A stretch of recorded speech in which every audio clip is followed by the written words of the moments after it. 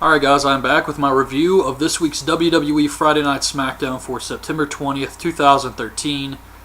And the show starts off with Vicky Guerrero calling out Daniel Bryan, who she says is the biggest failure in the WWE. He's a huge laughingstock. So Daniel Bryan comes out and he puts her down, says she has no real power. And she puts him in a match along with the 10 superstars who came out on Raw. And it's going to be a gauntlet match against The Shield. So it's a handicap gauntlet match. And The Shield's going to be in the ring at the same time. But each superstar is going to come out. The Shield's going to beat them up. Then the next superstar is going to come out. And Daniel Bryan's going to be last. So you know it's going to go until Daniel Bryan. Then we get Naomi versus AJ with Natalya on commentary. I don't know what was up with Natalya's voice here. Sounded like she bit her tongue or something. She had a huge lisp. She kept saying, what's an example? AJ Lee she's an opportunist. She sounded like a snake. But she hasn't always sounded like that, right? I mean, am I imagining things? But it was really funny.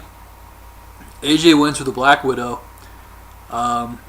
Then what happens? The Real Americans versus, Jack Swagger versus Santino, and Santino wins with a backslide. Alright, so this was actually pretty funny. Ryback is walking to the ring, getting ready for his match, and he's got Curtis Axel with him, who's pushing Paul Heyman in a wheelchair, and Heyman is just looking up at Ryback and smiling the entire time.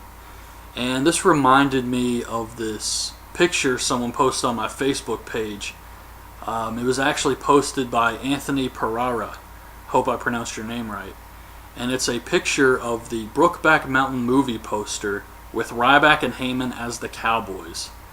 And I thought it was a really funny picture. I have no idea what's going on with Paul Heyman. He has been acting weird ever since the whole CM Punk thing, saying he loves Punk, how much he loves Punk and everything. And now with Ryback, they've just kind of pumped it up. And I have no idea why, but I think it's hilarious. So they come to the ring, and it's supposed to be Ryback versus this jobber guy, Nick Nardone.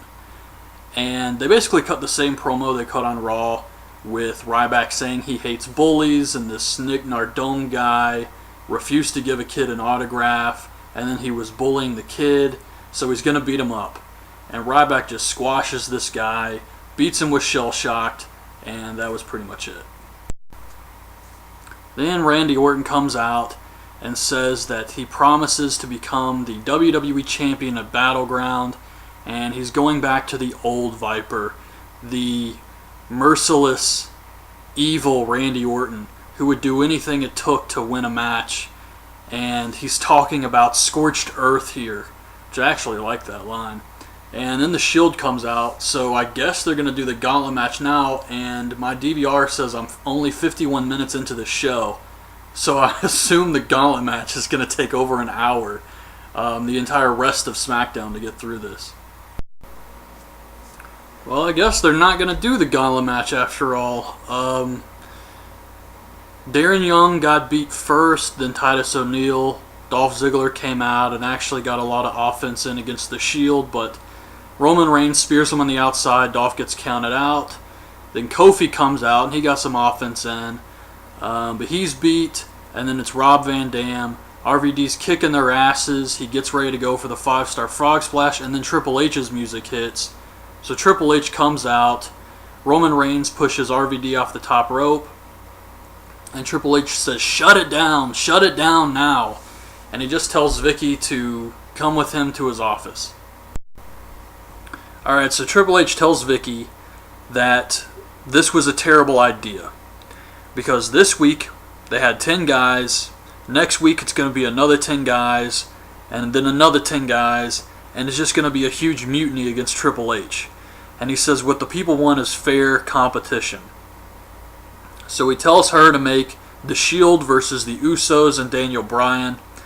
Then he goes to talk to Zack Ryder and Justin Gabriel, and he apologizes for Vicky putting them in the gauntlet match, and he says, I'll give you guys some fair competition tonight. So Zack Ryder and Justin Gabriel, they're in the ring waiting on their opponents. It's the Bray Wyatt family, which I thought was awesome. This was a great idea. What I didn't like about this is JBL and Cole talking about their YouTube show and cracking jokes during the Bray Wyatt entrance. This is supposed to be taken seriously, and they're just laughing like they're not even fucking talking about it. So I didn't care for that, but it was Luke Harper and Eric Rowan against Zack Ryder and Justin Gabriel. They really just beat the shit out of these guys. Luke Harper wins with the spinning clothesline and destroys Zack Ryder. Afterwards, Bray Wyatt gets in the ring and lays him out with the sister Abigail and says he always keeps his promises, and he's talking about his sister. That's the thing they're going with right now, is the Bray Wyatt family is something with his sister. This was really weird.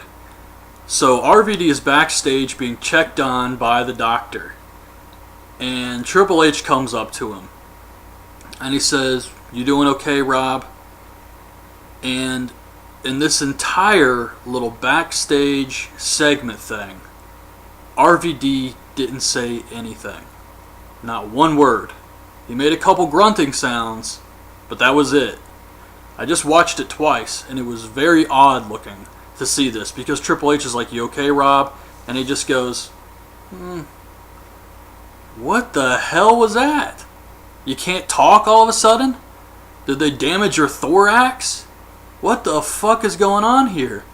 So then Triple H is like, "I'm sorry for what Vicky did to you. She shouldn't have put you in that match. It was wrong.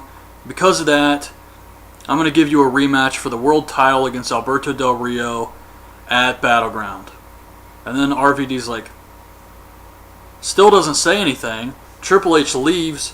Del Rio runs in and attacks him, beats RVD's ass, kicks him in the head, throws some suitcase thing on top of him, and leaves. Still, not one word from RVD. Del Rio versus R-Truth. Not much to this match. Del Rio wins with the arm breaker. The best part of this was when R-Truth came out and he's singing his song and he's dancing and everything. There was this guy in the audience who was dancing, and he looked like Louis C.K. And Michael Cole just said, "Oh my God." That was pretty damn funny. The main event is the Usos and Daniel Bryan versus The Shield.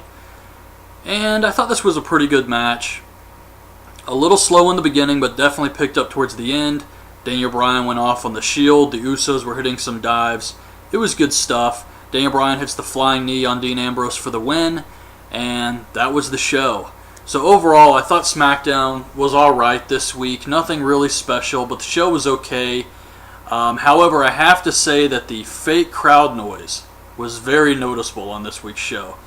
But anyways, that's my review. Hope you guys liked the video. Leave your thoughts on this week's show in the comments, and thanks for watching. Bye.